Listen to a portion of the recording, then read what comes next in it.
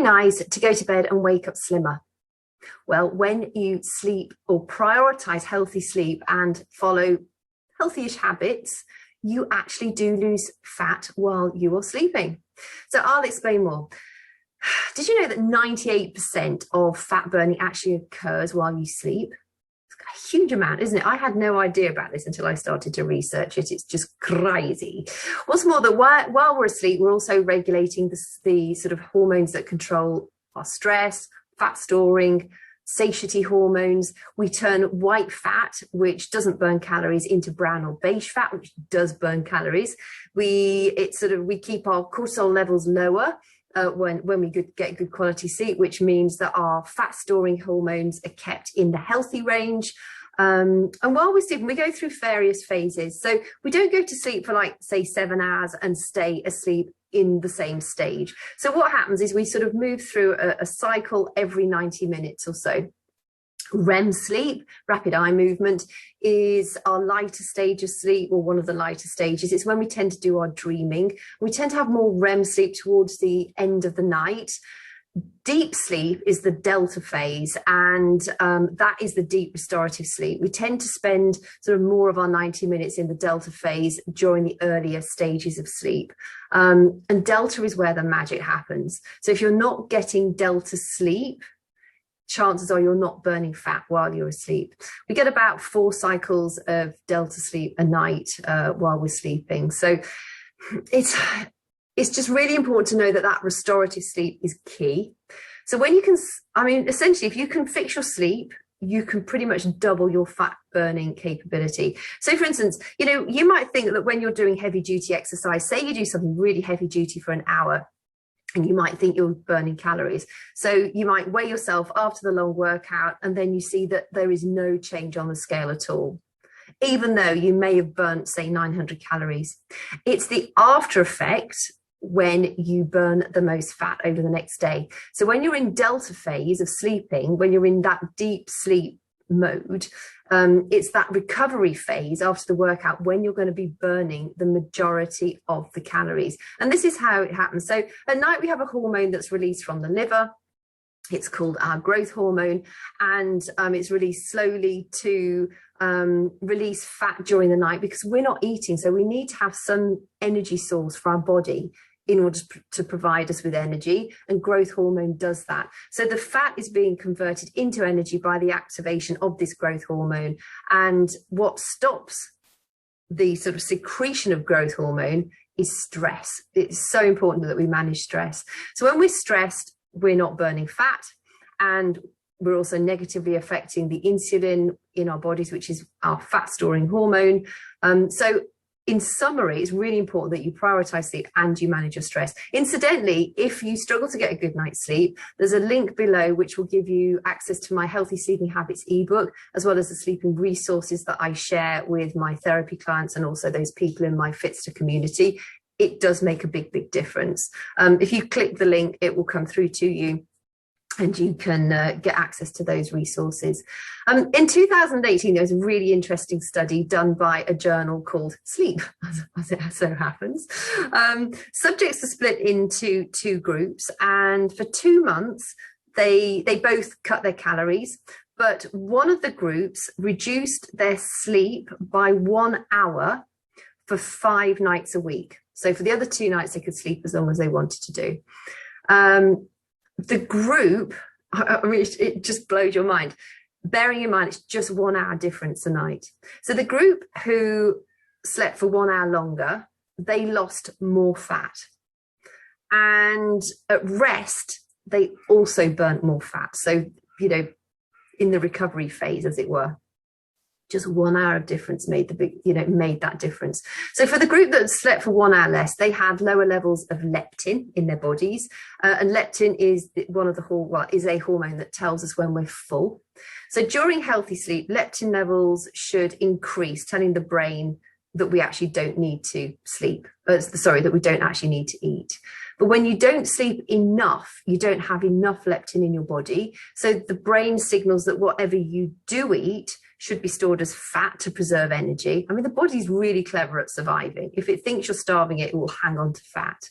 And it can also mean that we end up eating more than we actually need to do, because that leptin isn't telling us that we're full.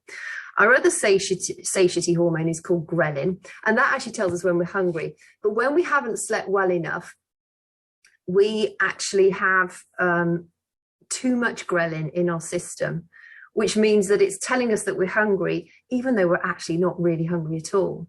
So when we don't sleep, it also affects our insulin sensitivity. Insulin's our fat storing hormone, but when we sleep poorly, we store fat instead of burning it, which means essentially you have more glucose hanging around in your body, in your bloodstream, which is not a good thing. Insulin, that's the sort of thing that you hear with diabetes 2 and diabetes 1, obviously different causes. And cortisol, our stress hormone, works in tandem to increase insulin levels, which means that we store that glucose as fat. So sleep deprivation also makes your serotonin levels low.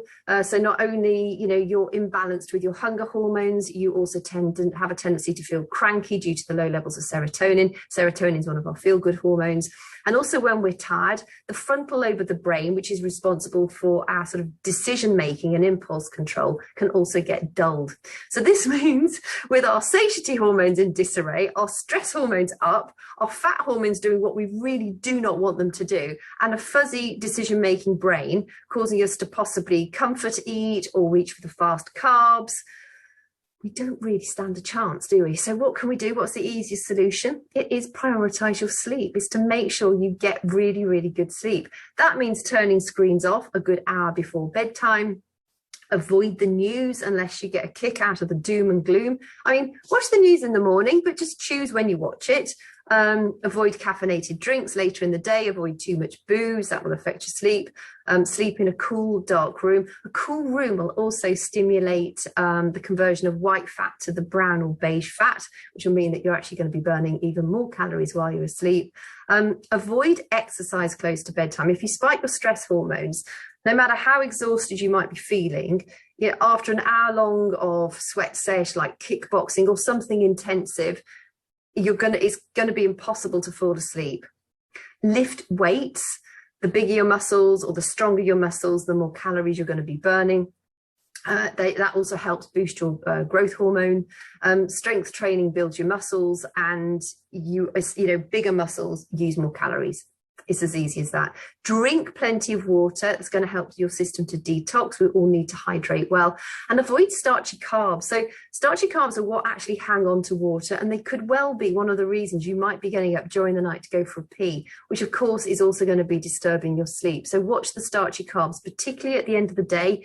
We don't really need carbs. Carbs are for energy. So if you're eating carbs, have them in the morning rather than the evening.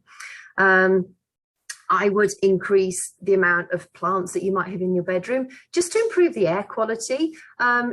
Things like aloe vera, spider plants. I mean, there are so many of them, but any plant life in your bedroom is going to improve the oxygen quality, and that's going to mean you're likely to have a better quality night of sleep. I'd be really interested to know which tips or how you have managed to if you've had struggle with your sleep, how you've managed to overcome that. What would be the tip that you would share in order to help people with their sleep? I also drink sleepy tea at night before I go to bed. I love chamomile. I have a mix. Sometimes I just have pure chamomile. Sometimes it's valerian and chamomile. In fact, Pucker and Clipper do sleepy teas, which I have one of those every night. I don't touch coffee after about 2 p.m. in the afternoon. It does have an effect on me. Don't drink too much booze. I love my Prosecco, but I don't have more than at most 3 fizzy glasses of them. So they're not huge glasses, because that also will make a big, big difference to my sleep. And also the amount of times I get up to go for a wee, because obviously Prosecco, wine, beer is termed as a carb. And that's going to help us, make us hang on to more fluid. So If you've found this helpful, please give me a thumbs up.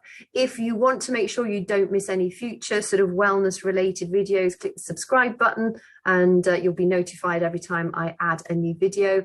And if you've got a topic that you'd like me to cover in a future video, please let me know, message it to me and I'll be sure to add that to the waiting list. I've had a recently requested topic around sort of strength of pelvic floor. And particularly, you know, after babies and how to strengthen everything down below. It's something that having had 2 baby giants myself and also currently on my 2nd round of a running program, I remember that certainly after the years after I'd had the kids, before I really started understanding how we can affect our pelvic health, I didn't really enjoy running, dribbles. But now it's not a problem at all. So that's one of my topics I'm going to be covering very, very soon. So if you want to make sure you don't miss that, click the subscribe button. But of course, if you have got things you'd like me to chat about in the future, let me know. I'll add them to the list. And thank you for your time today.